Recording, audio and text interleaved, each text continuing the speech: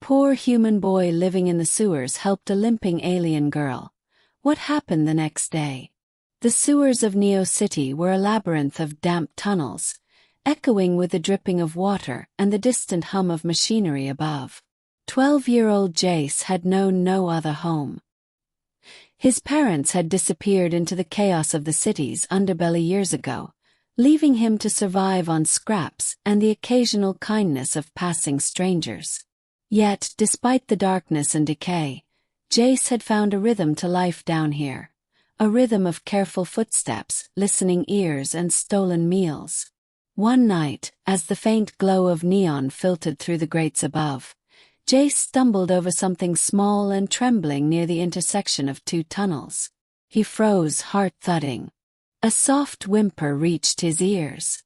Peering into the dim light, he saw her, a girl unlike any human he had ever seen. Her skin shimmered faintly, pale green and almost translucent. Her large violet eyes blinked up at him in fear, and one of her legs bent unnaturally as she tried to stand. "Hey, are you okay?" Jace whispered, cautious. She didn't answer, only whimpered again, trying to limp forward. He noticed a thin, metallic strap around her ankle, and realized it must be some kind of injury restraint or tracking device. Without thinking, he knelt down and gently lifted her into his arms. She flinched at first, but the warmth of his hand seemed to calm her, just slightly. I'll help you," he said, though he wasn't entirely sure how. His own knowledge of medicine barely extended past bandages and antiseptic he'd scavenged from old hospitals. But he knew he couldn't leave her here. Back in his tiny nook in the sewer, a small alcove with tattered blankets and the faint smell of mold, Jace laid her down. "Don't move too much," he instructed, grabbing a few clean rags to make a makeshift sling around her injured leg. She watched him silently, and when he finally looked up, their eyes met. There was something unspoken there, a connection beyond words. Hours passed, and the girl, who Jace finally coaxed to whisper her name, Elara, barely spoke. She ate a few scraps of canned fruit he had saved, her movements careful and tentative. Jace told her stories about the city above, about the strange humans who hurried through streets and never noticed the shadows beneath them. Elara listened with wide eyes, her hand occasionally brushing against his arm in quiet thanks. That night, as the city hummed above, a bond formed in silence. Jace fell asleep with her head resting near his shoulder, feeling the unusual comfort of companionship. For the first time in years he felt less alone.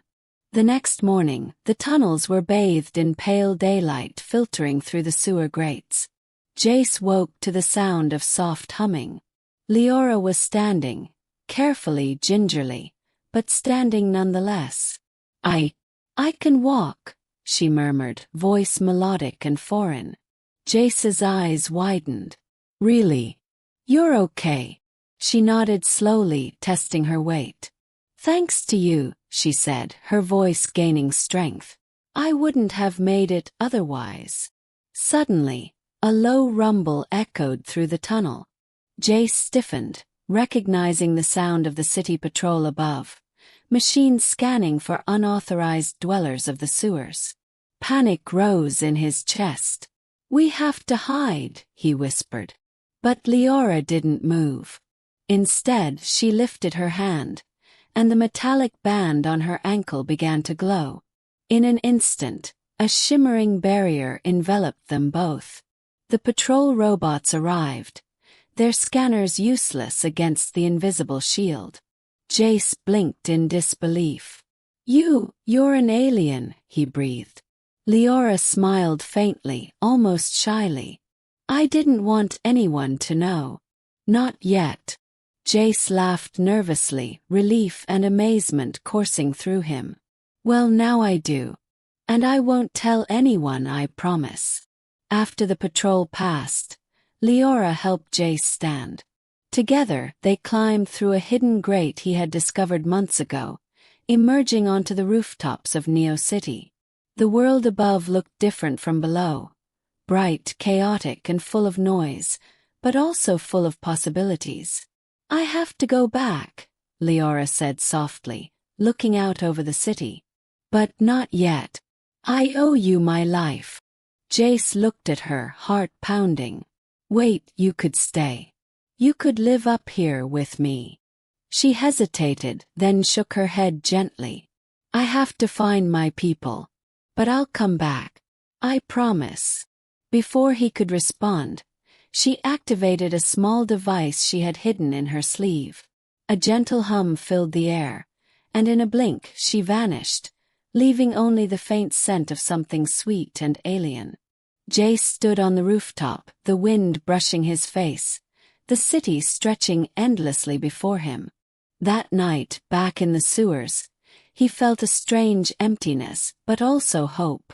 For the first time, he realized he was not entirely alone in the world. Somewhere out there, Elara was alive, healing, and perhaps thinking of him too. And tomorrow he would be ready for whatever adventure the city threw at him next. The next morning, pale sunlight filtered through the sewer grates. Jace awoke to find Elara standing, carefully testing her weight. I can walk," she murmured, her violet eyes shining with relief. Jace's heart leapt. "Really? You're okay?" She nodded. "Thanks to you," she said softly. Before he could respond, a low rumble shook the tunnel. Patrol robots scoured the sewers, their scanners sweeping for trespassers. Panic gripped Jace. "We have to hide," he whispered. But Elara raised her hand, and the metallic band on her ankle glowed. In an instant, a shimmering barrier surrounded them, rendering the robots blind to their presence. Jace's eyes widened. "You're an alien." She nodded shyly. "I didn't want anyone to know, not yet." After the patrol passed, she helped him climb through a hidden grate, and they emerged onto the city rooftops. The bustling streets below felt bright and alive, full of possibility. "I have to find my people," Elara admitted, her voice tinged with sadness. "But I owe you my life. I'll come back." Jace's chest tightened. "You could stay with me."